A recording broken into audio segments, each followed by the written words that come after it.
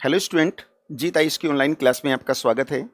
देखिए, उत्तराखंड पीसीएस में जो जीएस का पेपर है उसमें इंडियन हिस्ट्री पे मैं डिस्कस करूंगा। तो सबसे पहले मैं आपका जो सिलेबस है हिस्ट्री का उस पे थोड़ा सा डिस्कस करते हैं। तो देखिए, इसमें जो हिस्ट्री है सबसे पहले हम देखेंगे कि हिस्ट्री क्या है। हिस्ट्री एक्चुअली में और कुछ नहीं, ये अतीत अर्थात पास्ट को जानने का एक साधन है। पास्ट को एक जानने का साधन है। अब अगर इसके सिलेबस की बात करते हैं, सिलेबस तो देखिए, एक्चुअली में हिस्ट्री के बेसिकली 4 सेक्शन होते हैं। एक एंसेंट हिस्ट्री, एक मिडवल हिस्ट्री और एक मॉडर्न हिस्ट्री।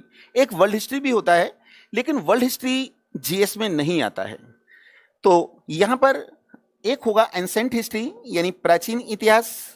प्राचीन इतिहास एंसेंट हिस्ट्री। अगर हम एंसेंट हिस्ट्री की बात करते हैं तो इन्फिनेटिव बीसी से लेकर ये 1206 एडी तक है। एडी तक एक्चुअली में इसके बाद आती है मिडवल हिस्ट्री, जिसे मध्यकालीन इतिहास कहते हैं। मध्यकालीन इतिहास, मिडवल हिस्ट्री। देखिए, एक्चुअली में 1206 ये राजपूत पीरियड है और इस समय भारत के अंदर इस्लामिक आक्रमण शुरू हो गए थे। जो इस्लामिक आक्रमणों के आने का जो सीक्वेंस है, सबसे पहले अरबी आए थे जिन्होंने 712 एडी में क्या किया, सिंध पर अपना अधिकार कर लिया। लेकिन उनकी जो ये विजय थी ये स्थायी नहीं थी। फिर उसके बाद भारत के अंदर तुर्की आक्रमण शुरू हुए और तुर्कियों में सबसे पहले आक्रमणकारी गजनवी था। लेकिन गजनवी के आक्रमण का उद्देश्य अपने एम्पायर को एक्सटेंड नहीं करना था, यानी साम्राज्य विस्तार नहीं करना था, बल्कि उसके आक्रमण का उद्देश्य आर्थिक था। लेकिन गजनवी के बाद भारत के अंदर तुर्कियों में गोरी के आक्रमण शुरू हुए और गोरी के आक्रमण का उद्देश्य लूट के साथ साथ अपने साम्राज्य को भारत में स्थापित करना था। तो गोरी के कई महत्वपूर्ण भारत के अंदर युद्ध हुए, लेकिन उसका जो सबसे महत्वपूर्ण युद्ध था, एक नाम आता है तराइन का दूसरा युद्ध, जो 1119 में था। इसमें पृथ्वीराज चौहान की हार हुई और मानो उसी दिन भारत के अंदर इस्लामिक सत्ता स्थापित हो गई। तो गोरी भारतीय प्रांतों को जीतकर अपने एक गुलाम कुतुबुद्दीन ऐबक को सौंपकर अपने देश चला जाता था और कुतुबुद्दीन ऐबक ने दिल्ली को अपना हेडक्वार्टर बनाया। लेकिन 1206 की बात थी। इसमें गोरी शाम के समय नॉर्थ वेस्ट यानी पश्चिमोत्तर प्रांत में वहां नमाज पढ़ रहा था और खुक्करों ने गोरी का कत्ल कर दिया। तो जो भारत के अंदर उसने प्रांत जीते थे वो कुतुबुद्दीन ऐबक को मिले और कुतुबुद्दीन ऐबक ने मिडवल हिस्ट्री यानी मध्यकालीन इतिहास की शुरुआत कर दी। तो स्टूडेंट्स देखिए, मिडवल हिस्ट्री जो है इसे बेसिकली हम 1206 टू 1857 तक लेते हैं। 1857 देखिए, मिडवल हिस्ट्री के भी 2 सेक्शन होते हैं। एक होता है दिल्ली सल्तनत, दिल्ली सल्तनत सल्तनत, और एक होता है मुगल एम्पायर या Mughal kingdom, Mughal kingdom kingdom. देखिए स्टूडेंट्स, ये जो दिल्ली सल्तनत है ये 1206 टू 1526 है और ये 1526 टू 1857 है। देखिए, ये जो दिल्ली सल्तनत है, इनके जो फाउंडर हैं बेसिकली ये तुर्की हैं, तुर्की, और तुर्कियों का जो टाइटल था ये सुल्तान था, सुल्तान। एक बार क्वेश्चन यहां भी पूछा गया है, मैं बताना चाहूंगा कि वर्ल्ड के अंदर सुल्तान की जो उपाधि है, टाइटल, इसे धारण करने वाला गजनवी था। अगर भारत के संदर्भ में बात करते हैं तो सुल्तान में इल्तुतमिश आता है। अगर हम मुगलों की बात करते हैं तो इनका टाइटल बादशाह है, बादशाह, और बादशाह की उपाधि धारण करने वाला पहला बाबर था। तो बाबर के जितने भी सक्सेसर हैं, उत्तराधिकारी, उनका टाइटल बादशाह ही रहा। तो देखिए, दिल्ली सल्तनत 1206 टू 1526, इसमें देखिए, इसमें दिल्ली के अंदर 5 डायनेस्टियों ने शासन किया था। 5 डायनेस्टी, जिसमें स्लेव डायनेस्टी है, गुलाम खिलजी वंश है, इसके साथ साथ तुगलक है, सैयद है और लोदी। एक्चुअली में लोदी वंश का एक अंतिम शासक था और उसका नाम था इब्राहिम लोदी। 1526 में बाबर ने पानीपत का जो पहला युद्ध था उसमें इब्राहिम लोदी की हत्या की और मुगल एम्पायर की स्थापना कर दी। तो ये एंसेंट हिस्ट्री है, ये मिडवल हिस्ट्री, और इसके बाद आता है मॉडर्न हिस्ट्री। देखिए, मॉडर्न हिस्ट्री यानी आधुनिक इतिहास। आधुनिक इतिहास, ये जो आधुनिक इतिहास है, इतिहास, इसको हम लेकर चलते हैं 1857 से लेकर के 1947 तक, 147 तक। एक्चुअली में आधुनिक इतिहास में हम यूरोपियनों को पढ़ते हैं। देखिए, यूरोपियनों के जो आने का सीक्वेंस था, सबसे पहले भारत के अंदर पुर्तगाली आए, फिर डच आए, फिर अंग्रेज आए और फिर फ्रांसीस आए। एक्चुअली में इनके आने का उद्देश्य जो था वो भारत पे शासन करना नहीं था। एक्चुअली में एक वर्ड आता है रेनिशा, यानी पुनर्जागरण। ये सबसे पहले यूरोप में आया, तो यूरोप में आने के कारण विज्ञानवाद आया और विज्ञानवाद के कारण आधुनिक खोजों का सिलसिला शुरू हुआ। तो सबसे पहले जो भारत के अंदर आगमन पुर्तगालियों का हो रहा था, वो भारत से ट्रेड कर रहे थे और इस ट्रेड में बहुत ही लाभ कमा रहे थे। तो जब अन्य कंट्रियों को पता लगा, जैसे डच, अंग्रेज और फ्रांसीस, उनका भी आगमन हुआ और भारत पर अपनी मोनोपोली स्थापित करने के उद्देश्य से ये यूरोपियन शक्तियां आपस में लड़ने लगी और इसमें अंग्रेजों की प्रॉपर जीत हुई। उस समय हमारा भारत डिसेंट्रलाइज था, यानी भारत के अलग अलग हिस्सों पर अलग अलग लोगों का शासन था। जहां हम नॉर्थ में देखते हैं मुगल हैं, तो वहीं वेस्ट में देखते हैं रणजीत सिंह का शासन था। वेस्ट में देखते हैं तो मराठों का है, साउथ में देखते हैं तो टीपू सुल्तान का है। वहीं ईस्ट की ओर देखते हैं, ईस्ट की ओर बंगाल में देखते हैं तो वहां पर सिराजुद्दौला का शासन था। तो इन्होंने भारतीय राजनीति में हस्तक्षेप किया और एक दिन भारत के स्वामी बन बैठे। तो ध्यान रखना है, यहां भले ही मैंने 1857 लिखा हो, 1857 इसलिए लिखा क्योंकि अंग्रेजों के अगेंस्ट एक पहला रिवोल्ट हुआ 1857 में, जिसमें अंग्रेजों की जीत हुई और 1858 में एक इंडियन गवर्नमेंट एक्ट पारित किया गया था और उस एक्ट के द्वारा मुगल सत्ता हमेशा के लिए समाप्त कर दी गई थी। लेकिन यूरोपियनों का आगमन इससे पहले हो जाता है। तो जब इनका यूरोपियनों का आगमन होता है, इस टॉपिक को हम वहीं से लेकर चलेंगे। तो देखिए, ये इस तरीके से मैंने इसका सिलेबस आपके साथ डिस्कस किया। अब हम शुरुआत करते हैं एंसेंट हिस्ट्री से। तो देखिए, एंसेंट हिस्ट्री यानी प्राचीन इतिहास। अगर इसके क्लासिफिकेशन की बात करते हैं तो इसका भी क्लासिफिकेशन कर सकते हैं, क्योंकि एंसेंट हिस्ट्री के भी 3 सेक्शन होते हैं। एक होता है प्री हिस्ट्री। ये जो प्री हिस्ट्री इसे हिंदी में कहते हैं प्रागैतिहासिक काल। देखिए, जो प्रागैतिहासिक काल है, इसकी विशेषता यह है कि अगर इसके सोर्स ऑफ इंफॉर्मेशन की हम बात करते हैं, यानी जानकारी के स्रोतों की बात करें, तो इनकी अपनी कोई स्क्रिप्ट यानी लिपि नहीं थी। तो यहाँ का इतिहास जानने के लिए हमें आर्कियोलॉजिकल एविडेंस यानी हमें पुरातात्विक साक्ष्यों पर निर्भर रहना होता है। तो यहां से जो पुरातात्विक साक्ष्य मिले, जो भी मिले, वो चूंकि वो पाषाण के बने थे, तो इस काल को हम पाषाण काल या इसे हम स्टोन एज भी कहते हैं। तो देखिए, इसमें बेसिकली पाषाण काल आता है और इसके बाद जो दूसरा इसका सेक्शन है, ये है ये पहला था, अब हम सेकंड को लेकर चलते हैं। ये है प्रोटो हिस्ट्री को हिंदी में हम ऐतिहासिक काल कहते हैं। ऐतिहासिक काल, स्टूडेंट्स देखिए, जो ऐतिहासिक काल है, इसकी विशेषता ये है कि इस काल की अपनी स्क्रिप्ट यानी लिपि है, लेकिन ये लिपि नॉन रीड यानी अपठित, यानी इस लिपि को कोई पढ़ नहीं पाया। तो यहाँ भी क्या होगा, यहाँ का जो हिस्ट्री है उसको जानने के लिए हमें आर्कियोलॉजिकल एविडेंस यानी यहाँ भी हमें पुरातात्विक साक्ष्यों पर निर्भर रहना होगा, यानी जमीन में जो खुदाई मिलेगी उसी के आधार पर यहाँ का इतिहास लिखेंगे। अब देखिए, यहाँ भी आर्कियोलॉजिकल एविडेंस हैं और यहाँ भी, लेकिन दोनों में एक बेसिक अंतर है। अगर हम यहाँ प्री हिस्ट्री की बात करते हैं तो यहाँ के जो लोग थे वो एजुकेटेड नहीं थे, पढ़े लिखे नहीं थे, क्योंकि वहां पर स्क्रिप्ट नहीं है। लेकिन यहां तक आते आते मनुष्य का ब्रेन डेवलप होने लगा और वो लिपि से परिचित होने लगा। ये बात अलग है कि उसको हम रीड नहीं कर पाए। लेकिन मैं आपको बताना चाहूंगा, एक इतिहासकार हैं जिनका नाम D.R. भंडारकर है। D.R. भंडारकर ने इस लिपि को पढ़ने का एक झूठा दावा भी किया, यानी दावा तो किया, क्लेम तो किया कि मैं पढ़ूंगा, लेकिन वो पढ़ नहीं पाया। एक इसका जो तीसरा सेक्शन होता है उसे बोलते हैं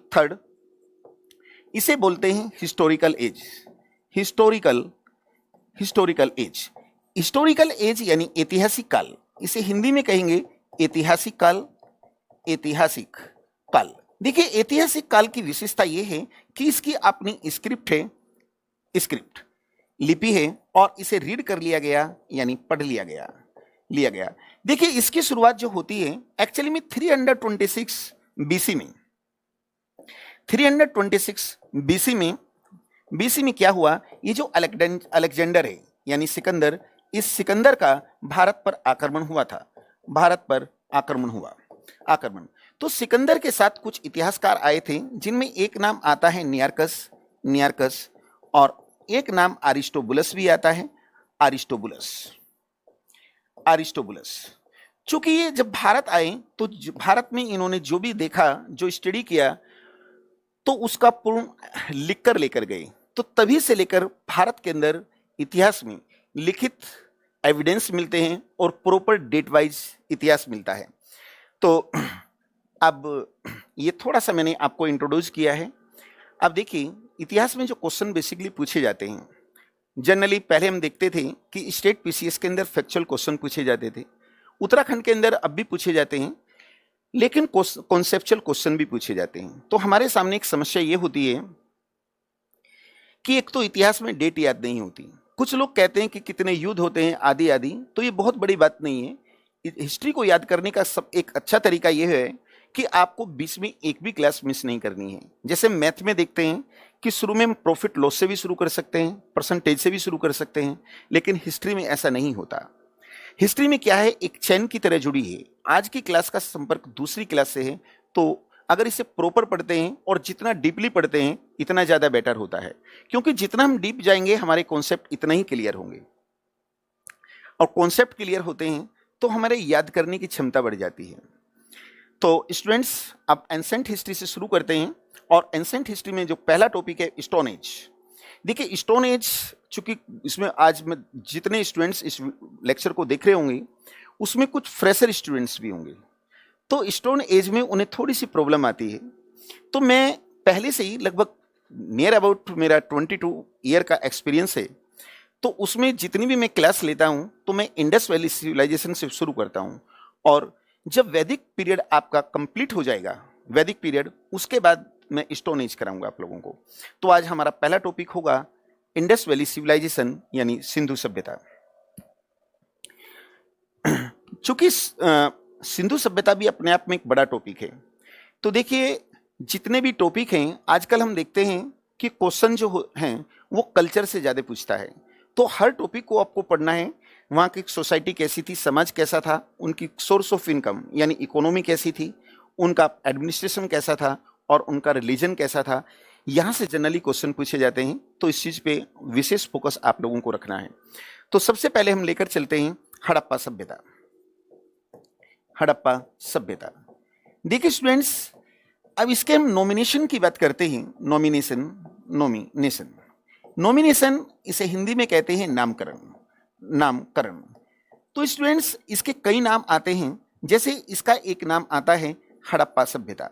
हड़प्पा सभ्यता भी कहते हैं इसे, सभ्यता, और इसके साथ साथ इसे हम सिंधु या सिंधु घाटी की सभ्यता भी कहते हैं कि सभ्यता, सभ्यता।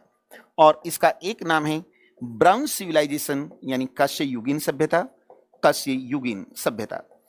तो यहां से क्वेश्चन पूछता है, देखिए नॉमिनेशन, देखिए कोई भी नाम आपको दिया जाता है सभी का एक ही आंसर होता है, हड़प्पा सभ्यता, सिंधु सभ्यता, सिंधु घाटी की सभ्यता, है ना, और ब्राउन सिविलाइजेशन या कांस्य युगीन सभ्यता, इन सब का एक ही मीनिंग होता है। लेकिन बात यह है कि इनके नाम अलग अलग क्यों रखे गए। स्टूडेंट्स एक्चुअली में इसे हड़प्पा सभ्यता जो है वो इसलिए कहते हैं क्योंकि सबसे पहले पहले हड़प्पा की खुदाई हुई थी, हड़प्पा की खुदाई हुई, तो इसलिए इसे हड़प्पा सभ्यता कहते हैं। देखिए इसे हड़प्पा सभ्यता अगर नाम की बात करते हैं तो एक नाम आता है जॉन मार्शल। तो जॉन मार्शल ने इसे ये नाम दिया था, जॉन मार्शल ने। स्टूडेंट्स एक्चुअली में चूंकि सबसे पहले हड़प्पा की खुदाई हुई तो इसे हड़प्पा सभ्यता नाम दे दिया। लेकिन अब क्या हुआ, हड़प्पा की खुदाई तो 1921 में हुई थी, लेकिन 2 वर्ष के बाद ही मोहनजोदड़ो की खुदाई हुई, मोहनजोदड़ो की खुदाई। तो मोहनजोदड़ो की अगर हम बात करते हैं तो जिस तरीके की हड़प्पा सभ्यता थी यानी हड़प्पा नामक स्थल था, बिल्कुल इसी तरीके से मोहनजोदड़ो भी स्थल था, मोहनजोदड़ो। तो अब दोनों में सिमिलरिटी है। अब बात आती है कि इसका नाम क्या रखा जाए, तो स्टूडेंट्स एक्चुअली में अब इसका नाम रखा गया सिंधु घाटी की सभ्यता। सिंधु घाटी की सभ्यता इसलिए रखा गया चूंकि ये दोनों जो स्थल थे ये सिंधु घाटी में थे, ये सिंधु घाटी में थे। सिंधु घाटी में होने के कारण इसे सिंधु घाटी की सभ्यता नाम दे दिया। फिर 1931 में क्या हुआ, एक ऐसा ही स्थल पाकिस्तान में है चौहंदड़ो, उसकी खुदाई हुई, वो भी बिल्कुल वैसा ही था, लेकिन वो सिंधु घाटी से बाहर था। तो ऐसी स्थिति में इसका नाम सिंधु सभ्यता रखा गया था। सिंधु सभ्यता इसलिए रखा गया क्योंकि इसके सर्वाधिक स्थल या तो सिंधु नदी के तट पर मिले हैं या उसकी सहायक नदियों के तट पर मिले हैं। तो देखिए यहां पर आपसे एक क्वेश्चन ये पूछा जाता है कि इसे हड़प्पा सभ्यता क्यों कहते हैं, और दूसरा है ब्राउन सिविलाइजेशन यानी कांस्य युगीन सभ्यता। देखिए इसे कांस्य युगीन सभ्यता इसलिए कहते हैं क्योंकि सिंधवासी पहले लोग थे। सिंधवासी ये पहले लोग थे जिन्होंने कोपर में टिन मिलाकर कांसा बनाया था, ये पहले लोग हैं, तो इसलिए कांस्य युगीन सभ्यता या ब्राउन सिविलाइजेशन कहते हैं। तो देखिए स्टूडेंट्स, ये क्वेश्चन भी आपसे पूछता है और ये भी पूछता है। तो इंडस वैली सिविलाइजेशन का जो नॉमिनेशन था उस पर हमने डिस्कस किया। अब हम देखेंगे इनकी क्रोनोलॉजी में क्या होता है। एक्चुअली में इसका आता है कालक्रम अर्थात ये कब की बात थी। एक्चुअली में स्टूडेंट्स यहां से जो लिखित एविडेंस मिले हैं उसको हम रीड नहीं कर पाए। तो ऐसी स्थिति में क्या होता है, हम जो आर्कियोलॉजिकल एविडेंस मिलते हैं अर्थात पुरातात्विक जो साक्ष्य मिले, पुरातात्विक साक्ष्य जो साक्ष्य मिले, हमें इन साक्ष्यों पर निर्भर रहना होगा। तो जब हम इनको स्टडी करके इनके कालक्रम का पता लगाएंगे तो जो स्कॉलर हैं विद्वान तो विद्वानों की अलग अलग राय होगी, अलग अलग इनकी राय होगी, यानी प्रॉपर सही नहीं कह सकते। एक ऑस्ट्रेलिया के साइंटिस्ट हुए हैं जिनका नाम एफलिब्बी था। उन्होंने क्या हुआ, एक कार्बन डेटिंग मेथड दिया, C14 मेथड, और इस C14 मेथड के द्वारा कार्बन डेटिंग जो विधि है इसका जो कालक्रम साइंटिफिक वो माना है 2300 BC से लेकर के 1750 BC तक, यानी ये इसका कालक्रम माना गया। कई बार यहां पर क्वेश्चन इनकी स्क्रिप्ट यानी लिपि से भी पूछे जाते हैं, तो वो भी मैं आपके साथ यहां डिस्कस कर देता हूं। देखिए इनकी लिपि कैसी थी स्टूडेंट्स। इनकी जो लिपि है, जिस तरीके से हम अपनी नोटबुक में देखते हैं, इस तरीके से लाइनें होती हैं, ये लाइनें। तो ये लोग क्या करते थे, जैसे हम हिंदी की बात करते हैं तो हिंदी को हम लेफ्ट से लेकर राइट तक लिखते हैं, इंग्लिश की बात करें वो भी राइट टू लेफ्ट लिखते हैं। यदि हम खरोष्टी स्क्रिप्ट की बात करते हैं और या उर्दू की बात करते हैं तो ये राइट से लेफ्ट लिखी जाती है। लेकिन इनकी स्क्रिप्ट की विशेषता ये थी कि ये लोग इस तरीके से लिखते थे, अर्थात इस तरीके का मतलब होता है इस तरीके से ये लोग लिखते थे, अर्थात ये लोग राइट से लेकर लेफ्ट लिखते थे और लेफ्ट टू राइट आते थे, फिर राइट से लेकर लेफ्ट आते थे और फिर लेफ्ट टू राइट आते थे, राइट टू लेफ्ट आते थे।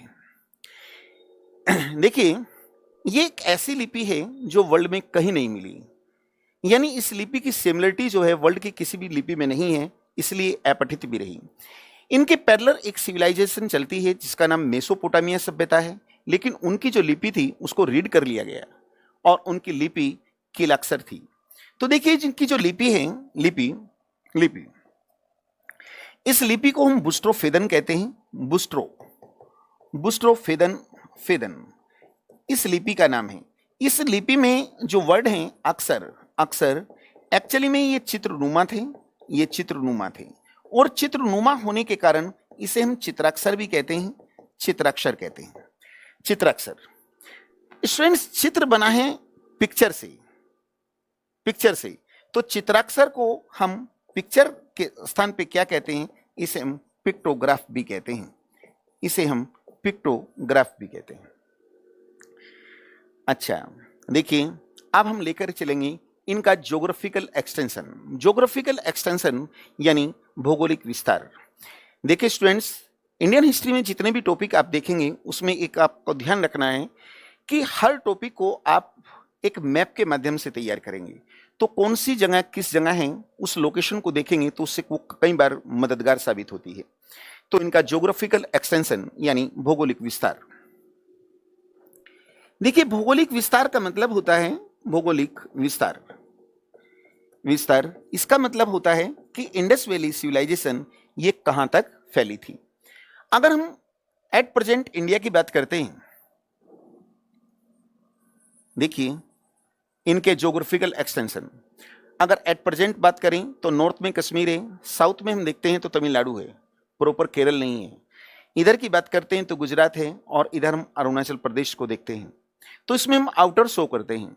तो इंडस वैली सिविलाइजेशन की अगर हम बात करें तो आउटर में जो जो स्थल मिले हैं वहीं तक इंडस वैली सिविलाइजेशन फैली थी। तो अगर हम नॉर्थ की बात करते हैं तो नॉर्थ में यहाँ एक स्थल मिला है जिसका नाम मांडा है, मांडा, और ये मांडा जो है ये कश्मीर में है। कश्मीर में एक चिनाब नदी बहती है, चिनाब नदी, ये चिनाब नदी के तट पे है। अगर हम साउथ की बात करते हैं तो यहाँ महाराष्ट्र में है, एक जगह का नाम है दैमाबाद। दैमाबाद ये महाराष्ट्र में है, और ये परवरा नदी है, परवरा एक नदी, उस नदी के तट पे है। अगर हम ईस्ट की ओर बात करते हैं तो ईस्ट में उत्तर प्रदेश में एक जिला मेरठ है, वहां पर एक स्थल मिला है जिसका नाम आलमगीरपुर है, आलमगीरपुर, और ये हिंडन नदी के तट पे है। हिंडन कई बार नदी का नाम पूछ लेता है। अगर हम वेस्ट की बात करते हैं तो यहां से एक स्थल मिला है, यहां से एक स्थल मिला है और उसका नाम है सुत का गेंडोर, सुत का गेंडोर ये है, और ये पाकिस्तान में एक नदी का नाम है दाश्क नदी, ये दाश्क नदी के तट पे है, दाश्क नदी। स्टूडेंट, इसके दो स्थल ऐसे हैं जो अफगानिस्तान से मिले हैं, और एक स्थल का नाम ये अफगानिस्तान है, एक का नाम मुंडीगाक है, मुंडीगाक, और दूसरे का स्थल का नाम है सुरतगोई, सुरतगोई। तो देखिए ये कहां तक फैली है, ये इस तरीके से फैली थी। अगर हम इसके साइज की बात करते हैं, साइज, तो ये इस तरीके से लगभग फैली है। तो इसका ज्योग्राफिकल एक्सटेंशन क्या है, देखिए ये पाकिस्तान है, पाकिस्तान में है, लेकिन मुंडीगाक और सुरतगोई दोनों जो स्थल हैं ये अफगानिस्तान में है, अफगानिस्तान। तो यहाँ पाकिस्तान, पाकिस्तान के साथ साथ अफगानिस्तान, अफगानिस्तान, और इंडिया यानी भारत में फैली थी, ये भारत में है। अब यहाँ क्वेश्चन पूछा जाएगा कि इसका आकार कैसा है, अर्थात इसका जो साइज है, साइज यानी आकार, तो इसका आकार हम देखते हैं कि लगभग ट्रेंगुल बन रहा है, ट्रेंगुल यानी लगभग त्रिभुजाकार है, लगभग त्रिभुजाकार है, त्रिभुजाकार। अब यहीं पर हम देखेंगे कि इसका जो एरिया है, एरिया, एरिया यानी क्षेत्रफल लगभग 13 लाख स्क्वायर किलोमीटर यानी वर्ग किलोमीटर है, वर्ग किलोमीटर इसका एरिया था। स्टूडेंट्स 12,96,000 समथिंग है, तो मैंने लमसम में लिखा है। तो देखिए ये इसका भौगोलिक विस्तार हुआ। अब यहाँ पर जो क्वेश्चन आप लोगों से पूछे जाते हैं, देखिए क्वेश्चन का नेचर क्या होता है, सिंधु सभ्यता के कौन कौन से जो महत्वपूर्ण स्थल हैं उनकी प्रॉपर लोकेशन क्या है और वहाँ से कौन कौन सी वस्तुएं मिली हैं, पहला क्वेश्चन ये होता है। एक तो हम इसको देखेंगे और एक फिर इनके कल्चर को देखेंगे। कल्चर यानी इनका समाज कैसा था, इनकी इकोनॉमी कैसी थी, एडमिनिस्ट्रेशन कैसा था। तो यहाँ पर जो भी एविडेंस मिलेंगे उन एविडेंस को आधार बनाते हुए इनके प्रशासन आदि को हम डिस्कस करेंगे। तो इस क्लास को मैं 2 सेक्शन में लूंगा। तो इसमें हम ये देखेंगे कि कौन कौन से स्थल मिले और कहाँ से कौन सी वस्तु मिली, और जो इनके कल्चर है वो नेक्स्ट क्लास में होगा। तो देखिए सबसे पहले हम देखेंगे यहाँ पर पाकिस्तान में पाए जाने वाले स्थल। पाकिस्तान, तो स्टूडेंट्स देखिए पाकिस्तान में जो सबसे पहला स्थल मिला है उसका नाम है हड़प्पा। हड़प्पा, देखिए जो हड़प्पा है इसकी खुदाई एक्चुअली में जो हुई थी ये 1921 में हुई थी, 21 में, और ये दयाराम साहनी एक नाम आता है, दयाराम साहनी।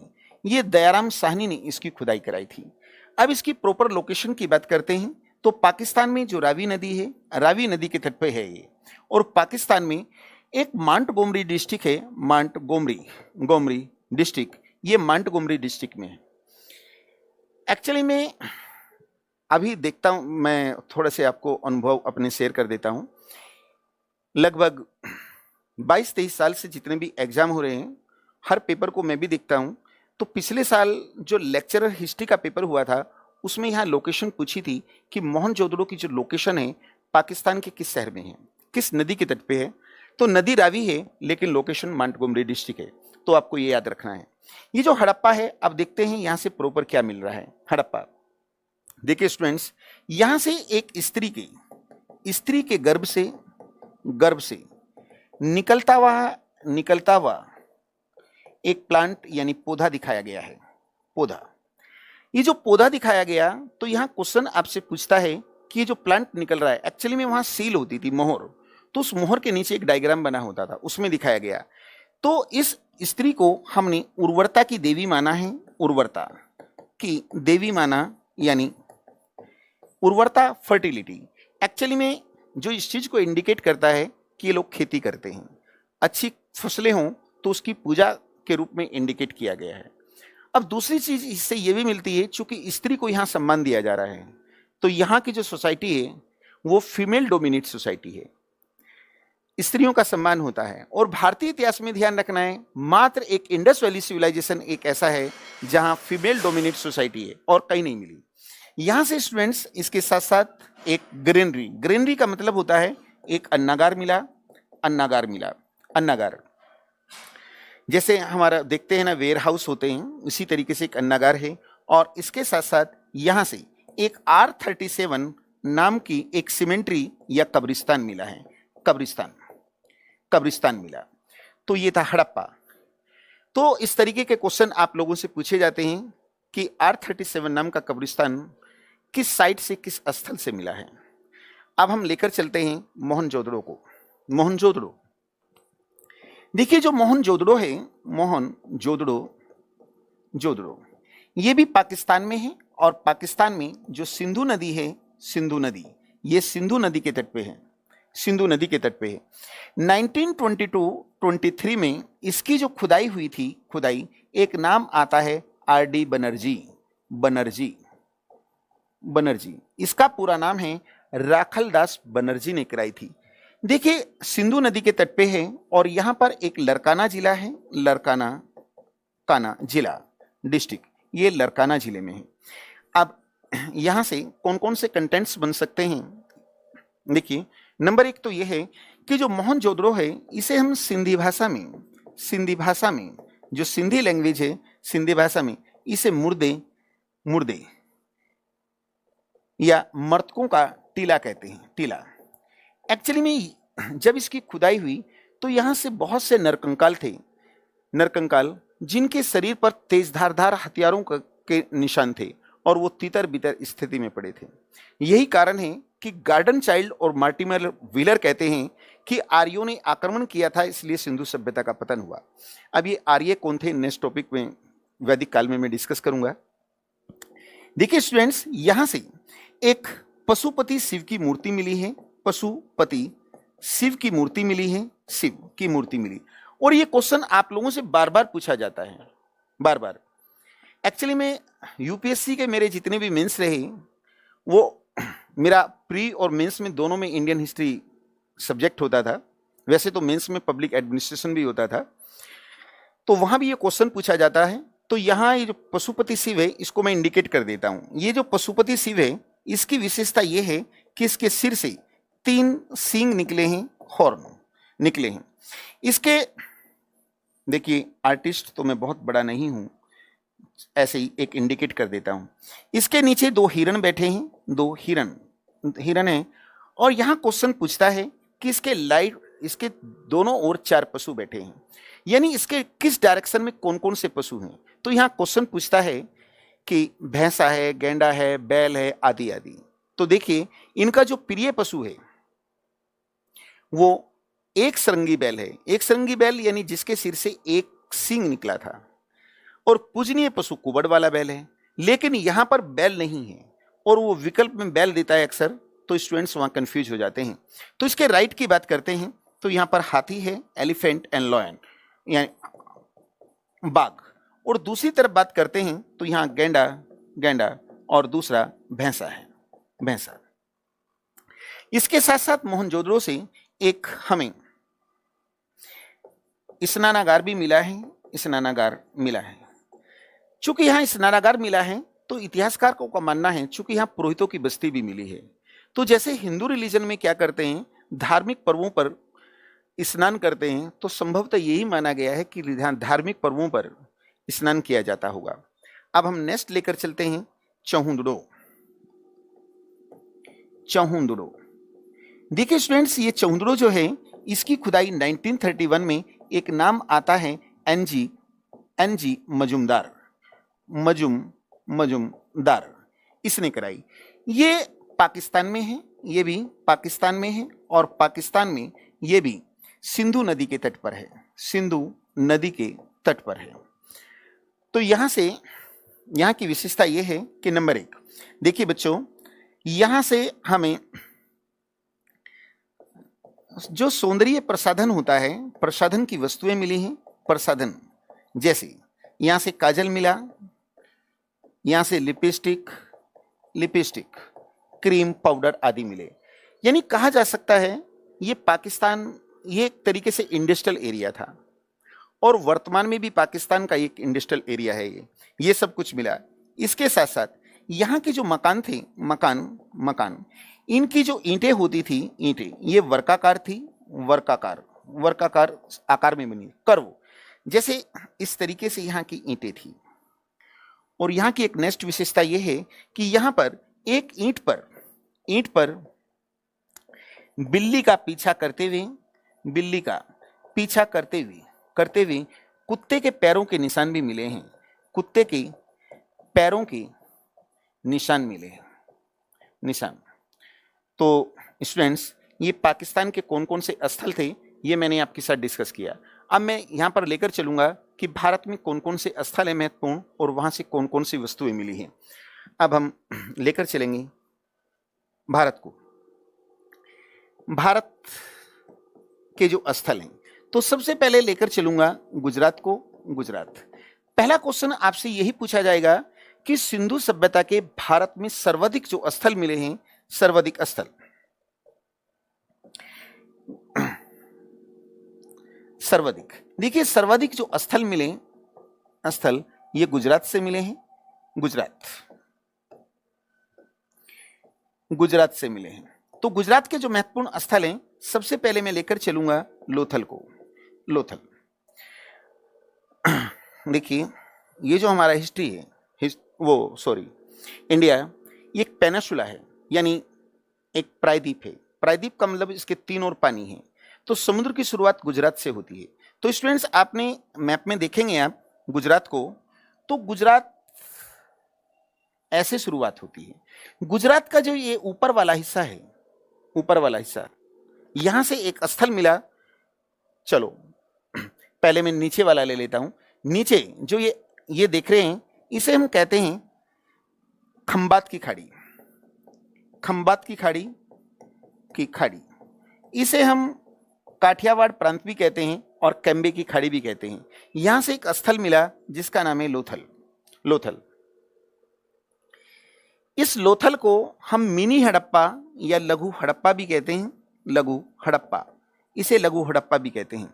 देखिए इसकी विशेषता यह है, ये जो लोथल है, यहां से हमें एक डक यार्ड यानी पोर्ट यानी बंदरगाह मिला है, बंदरगाह मिला। यहां से एक बंदरगाह मिला। बंदरगाह के साथ साथ यहां से फारस, देखिए जो फारस है इसे इंग्लिश में पर्शिया कहते हैं, और एट प्रेजेंट इसे ईरान के नाम से जाना जाता है। यहां से ईरान या फारस की एक सील यानी मुहर मिली। तो यहां से क्या मिल रहा है, बंदरगाह, जिसे डकयार्ड या गोदीवाड़ा भी कहते हैं। लोथल की दूसरी विशेषता यह है कि यहां से हमें युगल समाधान, देखिए युगल समाधान का मतलब होता है कि स्त्री और पुरुष दोनों को एक साथ दफनाने के साक्ष्य मिले हैं। ऐसे एविडेंस हमें कालीबंगा से भी मिले हैं। अगर क्वेश्चन पूछता है कि कहां से मिले हैं, तो लोथल और कालीबंगा का नाम आएगा। लेकिन अगर पूछता है कि सिर्फ एक ही नाम पूछता है कि कहां से मिले हैं, तो भले ही कालीबंगा का नाम हो, इसका आंसर होगा ये लोथल, क्योंकि यहां से ज्यादा मिले हैं। इसके साथ साथ लोथल से हमें एक मनका बनाने का कारखाना मिला, मनका बनाने का कारखाना। एक्चुअली में मनका देखा तो मैंने भी नहीं, लेकिन इमेजिन किया जा सकता है की जो माला होती है उसके बीज थे, ये मिले। देखिए एक क्वेश्चन यहाँ से पूछता है, बहुत इंपॉर्टेंट, ये जो लोथल है, लोथल और इसके साथ साथ रंगपुर है, रंगपुर, इन दोनों स्थल से हमें पेड़ी यानी धान की भूसी के एविडेंस मिले हैं। बार बार क्वेश्चन पूछा जाता है कि धान के साक्ष्य कहाँ कहाँ से मिले। इसके साथ साथ ये जो लोथल है, लोथल एक नाम यहीं पर अटैच कर देता हूं, वो है लोथल और कालीबंगा। ये कालीबंगा राजस्थान में है। यहाँ दोनों से हमें एक तो युगल सावधान मिले और यहां से हमें स्त्री की कोई मूर्ति नहीं मिली, कि कोई मूर्ति नहीं मिली, और यहां से हमें हवन या यज्ञ के साक्ष्य भी मिले, साक्ष्य भी मिले। तो गुजरात का ये नीचे का हिस्सा है, यहां से लोथल मिला है, लोथल, और जो ऊपर का हिस्सा है यहां से भी एक स्थल मिला और उसका नाम है सुरकोटड़ा, सुरकोटड़ा। देखिए जो सुरकोटड़ा है, सुरकोटड़ा ये भी गुजरात में है, गुजरात, लेकिन गुजरात के इस हिस्से को हम रन ऑफ कच्छ कहते हैं, कच्छ यानी कच्छ की खाड़ी में मिला है, कच्छ की खाड़ी में। देखिए सुरकोटड़ा की विशेषता यह है कि यहां से घोड़ा, जो घोड़े का दांत होता है या जबड़ा, इसके साक्ष्य मिले। देखिए जब घोड़े के साक्ष्य मिले हैं, दांत के साक्ष्य मिले हैं, तो ऑब्वियसली यहां घोड़ा होगा, लेकिन ध्यान रखना है घोड़े की कोई सील या मुहर नहीं मिली है। इसके साथ साथ यहां से कलश समाधान के साक्ष्य मिले, कलश समाधान के साक्ष्य मिले। अब ये कलश समाधान क्या होता है? एक्चुअली में डेड बॉडी को ये 3 तरीके से उसका अंतिम संस्कार करते थे। जैसे एक पूर्ण समाधान होता है, जैसे इस्लामिक लोग होते हैं वो जमीन में गाड़ देते हैं। एक यहां पर होता था दाह संस्कार, वो मोहनजोदड़ो में प्रचलित था, आगे डिस्कस करूंगा। चूंकि मोहनजोदड़ो से कोई भी कब्र नहीं मिली तो ऑब्वियसली वहां पर दाह संस्कार होगा। एक होता है आंशिक समाधान, जिसे कलश समाधान भी कहते हैं, कलश समाधान भी। इसमें क्या होता है, जो डेड बॉडी होती है उसे खुले जंगल में छोड़ देते हैं, पशु पक्षी उसके मांस को खा लेते हैं, बाद में उसकी हड्डियों को एक बर्तन में बंद करके जमीन में गाड़ देना, इसे हम कलश समाधान या आंशिक समाधान कहते हैं। और इसके एविडेंस हमें सुरकोटड़ा से मिले हैं। अब हम लेकर चलते हैं धोलावीरा। स्टूडेंट्स धोलावीरा, धोलावीरा देखिए धोलावीरा सिंधु सभ्यता के बड़े स्थलों में से है और ये भी गुजरात में है, गुजरात। इस धोलावीरा की विशेषता यह है कि ये मात्र एक ऐसा स्थल था जो एक्स्ट्रा ऑर्डिनरी था, यानी असामान्य था। देखिए असामान्य, ये क्वेश्चन पूछा जा चुका है कि सिंधु सभ्यता का कौन सा स्थल असामान्य था। असामान्य इसलिए था चूंकि सिंधु सभ्यता के जितने भी स्थल थे वो 2 भागों में बटे थे, लेकिन ये एक ऐसा स्थल है जो 3 भागों में बटा था। इसके साथ साथ यहां से हमें एक क्रीड़ा स्थल यानी प्लेग्राउंड, एक प्लेग्राउंड मिला, ग्राउंड मिला, और प्लेग्राउंड के साथ साथ यहां से एक कोपर एडिक्ट यानी एक ताम्रपत्र लेख मिला है। तो 3 गुजरात के महत्वपूर्ण स्थल आप देखेंगे। अब मैं यहां पर लेकर चलता हूं हरियाणा के स्थल। स्टूडेंट्स यदि हरियाणा की बात करें, हरियाणा, तो हरियाणा में एक स्थल का नाम है बनावली हरियाणा में है, और यहां से हमें हल के साक्ष्य मिले हैं। हल के साक्ष्य मिट्टी के खिलौने के रूप में एक हल बना था, जो इस चीज को इंडिकेट करता है कि ये लोग खेती करते थे।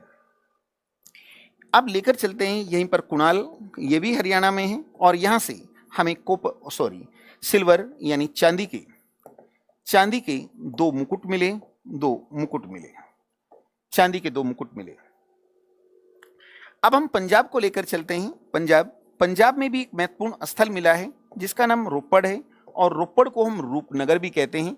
यह सतलज जो नदी है, नदी के तट पे है। इसकी विशेषता यह है कि यहां से हमें मनुष्य के साथ कुत्ते को दफनाने के साक्ष्य मिले, हैं। तो यहां मनुष्य के साथ कुत्ते को दफनाया गया है। अगर हम स्टोन एज में नियोलिथिक एज की बात करते हैं तो वहां पर एक स्थल है कश्मीर में, बुर्जहोम, तो बुर्जहोम से भी ऐसे एविडेंस मिले। लेकिन अगर इंडस वैली सिविलाइजेशन की बात करते हैं तो वो रोपड़ से मिले। स्टूडेंट्स इसमें एक स्थल में और आपके साथ डिस्कस करूंगा, और वो है कालीबंगा। देखिए जो कालीबंगा ये राजस्थान में है, ये राजस्थान में है। इस स्थल की विशेषता यह है कि यहाँ के जो मकान थे, मकान ये कच्ची ईंटों के बने थे, कच्ची ईंटों के बने थे, ईंटों के बने थे। मात्र यही एक ऐसा स्थल है जिसके मकान कच्ची ईंटों के बने थे और यहाँ का जो ड्रेनेज सिस्टम है, ड्रेनेज सिस्टम यानी निकास व्यवस्था, ये प्रॉपर नहीं थी, यानी अच्छी नहीं थी। देखिए एक पॉइंट मैं यहां पर और दे रहा हूं आपको, उसको ध्यान से समझिए। इंडस वैली सिविलाइजेशन के जितने भी स्थल मिले हैं, सबसे पहले स्टोन एज था, उसके बाद कोपर स्टोन एज आता है। कोपर स्टोन एज यानी कांस्य युगीन सभ्यता, जिसमें मनुष्य ने पत्थर के साथ साथ कोपर यानी तांबे का भी प्रयोग शुरू कर दिया था।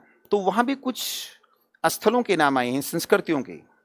AKSPMRJ आहार, K फॉर कायथा, S माने सलदा, P for Prabhas, M for Malwa, Rangpur और जारवे। तो वहां पर जितने भी स्थल मिले हैं, वहां पर राजस्थान में एक स्थल का नाम आया है कालीबंगा, और बाकी सिंधु सभ्यता के जितने स्थल हैं सब नए हैं। तो क्वेश्चन पूछ लेता है कि निम्न स्थलों में से कौन सा प्राक हड़प्पाई स्थल है, यानी हड़प्पा सभ्यता से पहले भी था, तो वो है कालीबंगा। तो इसकी विशेषता यह है कि जहां इनका मकान पक्की ईंटों के बने थे, ड्रेनेज सिस्टम था, तो वो यहां पर नहीं है। यहाँ की विशेषता यह है कि यहां से जुते हुए खेतों के साक्ष्य मिले हैं, जुते हुए खेतों के साक्ष्य मिले हैं, खेत के साक्ष्य मिले हैं। इसके साथ साथ यहां से हमें अर्थक्वेक या भूकंप के साक्ष्य मिले, भूकंप के साक्ष्य भी मिले हैं। साक्ष्य देखिए, यहां से एक ऐसी कब्र मिली कि एक बच्चे के सिर में 6 होल यानी सुराग थे। बच्चों, ये पहली बार इंडिकेट करता है पूरे विश्व स्तर पर कि यहां इन्होंने किसी बच्चे के सिर में सर्जरी का प्रयास किया, जो इस चीज को इंडिकेट करता है कि इंडस वैली सिविलाइजेशन की जो साइंस टेक थी बहुत ही डेवलप थी। तो देखिए स्टूडेंट्स, सिंधु सभ्यता के जो महत्वपूर्ण स्थल थे वो मैंने आपके साथ डिस्कस किया। जो मेरी नेक्स्ट क्लास होगी उसमें इसी टॉपिक को कंटिन्यू करते हुए इनके एडमिनिस्ट्रेशन आदि पे हम डिस्कस करेंगे। तो आज की क्लास यहीं कंप्लीट होती है। Thank you.